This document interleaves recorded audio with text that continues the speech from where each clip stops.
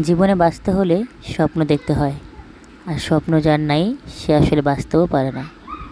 দেখবেন প্রত্যেকটা মানুষ, তার টাকা থাকুক বা না থাকুক, বা তার অনেক সম্পদ থাকুক, স্বপ্ন সবারই থাকে।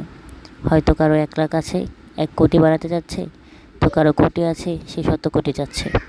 টাকার নেশা অনেকের মধ্যে নেই। অনেক মানুষ আছে যারা অল্প খেয়ে অল্প পরে সুস্থ সুন্দর জীবনযাপন চায়, কিন্তু দিন শেষে ওই সকল মানুষ কষ্ট পায় যারা অনেক টাকার স্বপ্ন দেখে। কারণ টাকার পেছনে ছুটতে ছুটতে তারা জীবনটা উপভোগ করেই ভুলে যায়। একটা জিনিস মাথায় রাখবেন, মৃত্যু সবাইকে বরণ করতে হবে, কারণ আমরা কেউই চিরঞ্জীবী নই। আর মৃত্যুবরণ করার পরে আমরা আমাদের টাকা পয়সা বলেন বা বাড়ি গাড়ি অথবা ধন দৌলত যাই থাকুক না কেন, কিছুই সাথে নিতে পারবো না।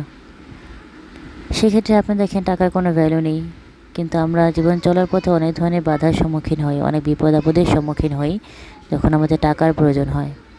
কিন্তু একটা জিনিসই সত্যি, আপনি যেই জিনিসটা নিতে পারবেন না, যেই বিপদটা আপনার উপরে আসলে আপনি সামলাতে পারবেন না, দেখবেন উপরওয়ালা আপনাকে সেই বিপদটা দিবেও না।